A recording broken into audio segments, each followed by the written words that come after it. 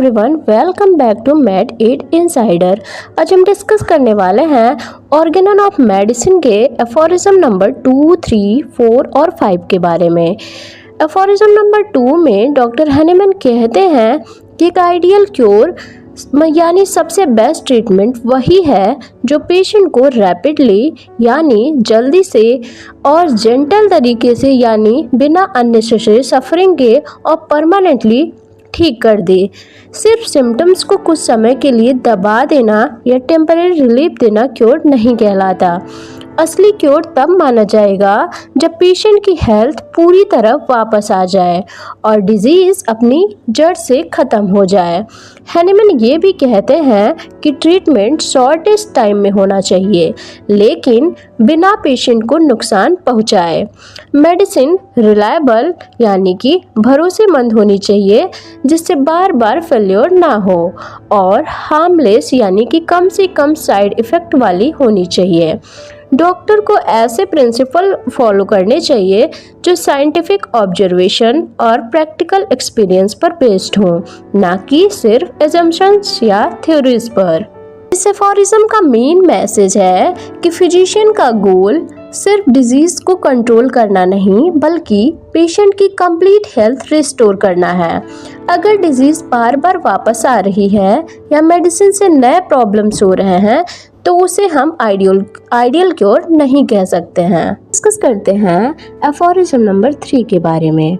Aphorism number 3 में Hahnemann कहते हैं कि एक सच्चा और सक्सेसफुल फिजिशियन वही है जो डिजीज़ को सिर्फ नाम से नहीं बल्कि पेशेंट के कंप्लीट सिम्टम्स के थ्रू समझे।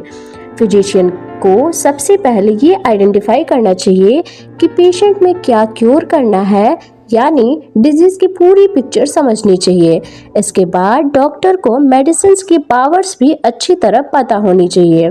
कौन सी मेडिसिन किस तरह के सिम्टम्स को क्योर करती हैं ये नॉलेज मटेरिया मेडिका से मिलती है। सिर्फ डिजीज और मेडिसिन की नॉलेज ही काफ़ी नहीं है, डॉक्टर को ये भी आना चाहिए कि किस पेशेंट को कौन सी मेडिसिन देनी है, किस पोटेंसी में देनी है और कितनी डोज यानी कितनी मात्रा में देनी है और कब उसे रिपीट करनी है यानी कब उसे दोबारा देना है।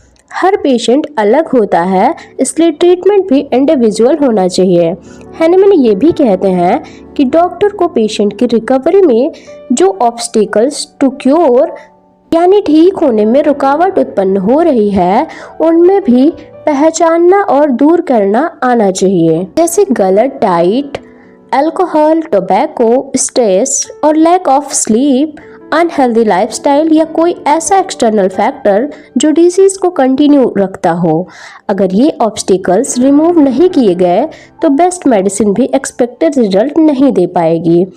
जब फिजिशियन डिजीज को सही तरह समझकर सही मेडिसिन, सही पोटेंसी, सही डोज और सही रेपिटेशन के साथ ट्रीटमेंट करता है और उसकी रिकवरी में आने वाली रुकावटें यानी ऑब्स्टिकल्स को भी दूर करता है, तभी वो जुडिशियस यानी सोच समझकर और रेशनल यानी कि साइंटिफिक और लॉजिकल ट्रीटमेंट करता है। ऐसे डॉक्टर ही हनीमैन के हिसाब से true practitioner of the healing art कहलाता है। इस एफोरिज्म में हनीमैन एक आइडियल फिजिशियन को 5 चीज़ें ज़रूर पता होना चाहिए इसके बारे में बताते हैं। पहला कि नॉलेज ऑफ डिजीज़ होनी चाहिए यानी डिजीज़ में क्या क्योर करना है ये फिजिशियन को पता होना चाहिए। दूसरा, नॉलेज ऑफ मेडिसिन यानी मेडिसिन क्या क्योर करती है इसके बारे में पता होना चाहिए। तीसरा, करेक्ट रेमेडी सिलेक्शन आना चाहिए। चौथा, करेक्ट पोटेंसी, डोज और रिपीटेशन आना चाहिए पेशेंट के फिजिशियन को। पांचवा, ऑब्स्टेकल्स टू क्योर को रिमूव करना आना चाहिए। हनीमैन कहते हैं कि एक अच्छा होम्योपैथिक फिजिशियन वही है जो पेशेंट की पूरी सिम्टम पिक्चर को समझे, उसके अकॉर्डिंग सही रेमेडी, सही पोटेंसी और सही डोज चूज करे और रिकवरी में आने वाले सभी ऑब्स्टिकल्स को रिमूव करे, तभी पेशेंट का परमानेंट और रेशनल क्योर पॉसिबल होता है। बात करते हैं एफोरिज्म नंबर 4 की, जिसमें पब्लिक प्रिजर्वर ऑफ हेल्थ के बारे में बताया गया है। इस एफोरिज्म में डॉक्टर हनीमैन कहते हैं कि एक डॉक्टर का काम सिर्फ बीमार पेशेंट का ट्रीटमेंट करना ही नहीं बल्कि हेल्दी लोगों की हेल्थ को भी प्रिजर्व करना है। एक अच्छा फिजिशियन को उन सभी फैक्टर की नॉलेज होनी चाहिए जो हेल्थ को खराब करते हैं और डिजीज का रीजन बनते हैं। अगर फिजिशियन इन कॉजेज को पहले ही पहचान कर उन्हें दूर कर दे तो डिजीज होने से पहले ही उसके प्रिवेंशन हो सकती है। इस एफोरिज्म में हैनीमैन प्रिवेंटिव मेडिसिन की इम्पोर्टेंस बताते हैं। डॉक्टर को पेशेंट को सिर्फ मेडिसिन देने तक सीमित नहीं रहना चाहिए बल्कि उसे healthy lifestyle, proper diet, clean environment, regular exercise, adequate sleep और मेंटल पीस के बारे में भी गाइड करना चाहिए।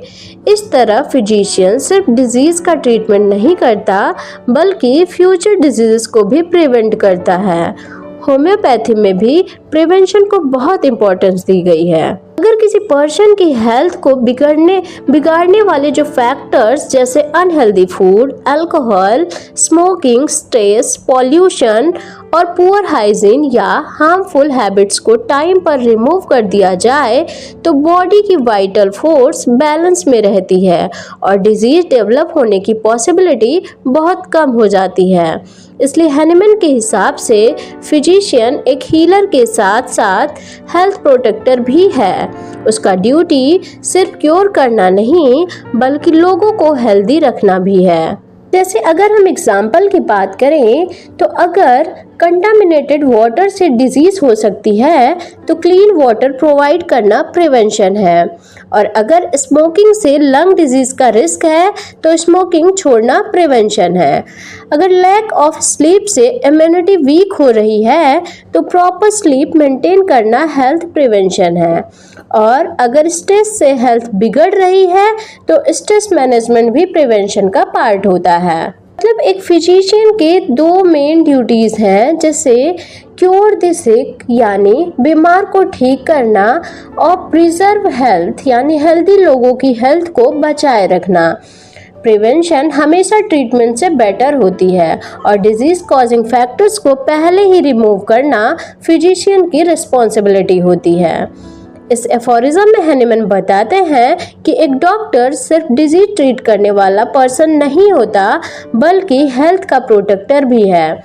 उसे उन सभी कॉजेज की नॉलेज होनी चाहिए जो डिजीज पैदा करते हैं और उन्हें टाइम पर रिमूव करके लोगों को हेल्दी रखना चाहिए।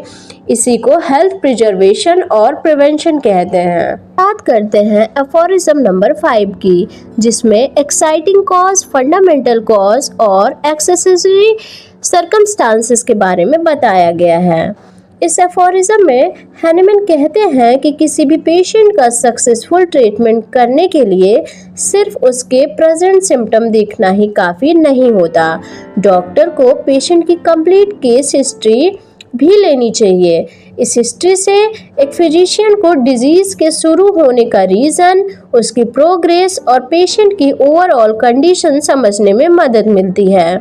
अगर डिजीज एक्यूट डिजीज यानी कि अचानक शुरू होने वाली और कम टाइम तक चलने वाली डिजीज है तो डॉक्टर को उसका एक्साइटिंग कॉज ढूंढना चाहिए। जैसे पेशेंट को तेज ठंड लगने के बाद फीवर हुआ, कंटामिनेटेड फूड खाने के बाद फूड पॉइजनिंग हुई या किसी इमोशनल शॉक के बाद सिम्टम्स शुरू हुए। इन कॉजेज को समझने से डिजीज को सही तरह ट्रीट करना आसान हो जाता है। लेकिन अगर पेशेंट को क्रोनिक डिजीज यानी लंबे टाइम से चल रही डिजीज है तो सिर्फ करंट सिम्टम्स देखना इनफ नहीं होता। फिजिशियन को पेशेंट की पास्ट हिस्ट्री, डिजीज कब शुरू हुई, धीरे धीरे कैसे बढ़ी, पहले कौन सा ट्रीटमेंट हुआ और उसका क्या इफेक्ट हुआ, ये सब डिटेल में जानना चाहिए। हैनीमैन के अकॉर्डिंग क्रोनिक डिजीज के पीछे अक्सर क्रोनिक मियाज होता है, इसलिए उसकी हिस्ट्री बहुत इम्पॉर्टेंट होती है। इसके अलावा फिजिशियन को पेशेंट की constitution, mental nature, disposition, occupation, lifestyle, habits, diet, age, sexual function, family environment और सोशल रिलेशनशिप भी समझने चाहिए। ये सब फैक्टर्स पेशेंट की डिजीज और उसकी रेमेडी सिलेक्शन पर प्रभाव डालते हैं। हैनीमैन इस एफोरिज्म में बताते हैं कि होम्योपैथी डिजीज को नहीं, पेशेंट को ट्रीट करती है। इसलिए डॉक्टर को पेशेंट के जीवन के हर इम्पोर्टेंट पहलू को समझना चाहिए। जितनी कंप्लीट केस टेकिंग होगी, उतनी ही एक्यूरेट रेमेडी सिलेक्शन होगा। हम एग्जाम्पल की बात करें तो अगर किसी पेशेंट को बारिश में भीगने के बाद फीवर हुआ तो इसका एक्साइटिंग कॉज कोल्ड एक्सपोजर हुआ। अगर किसी पेशेंट को कई सालों से स्किन डिजीज है और फैमिली हिस्ट्री भी है तो डॉक्टर उसकी क्रोनिक हिस्ट्री और मियास्मेटिक बैकग्राउंड को इवेलुएट करेगा। और अगर किसी पेशेंट की डिजीज स्ट्रेस से बढ़ जाती है तो उसकी मेंटल स्टेट भी रेमेडी सिलेक्शन में इम्पॉर्टेंट होगी। तो अगर हम इजीली समझें तो इस एफोरिज्म में हैनीमैन कहते हैं कि सही ट्रीटमेंट के लिए फिजिशियन को पेशेंट की कंप्लीट हिस्ट्री लेनी चाहिए। एक्यूट डिजीज में उसका एक्साइटिंग कॉज ढूंढना जरूरी है, जबकि क्रोनिक डिजीज में पेशेंट की past history, constitution, mental state, lifestyle और मियास्मेटिक बैकग्राउंड को समझना बहुत इंपॉर्टेंट है।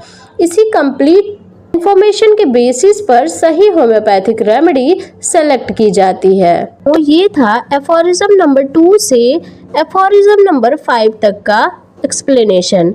अगर वीडियो हेल्पफुल लगा हो तो वीडियो को लाइक करें, चैनल को सब्सक्राइब करें और अपने फ्रेंड्स के साथ ज़रूर से ज़रूर शेयर करें।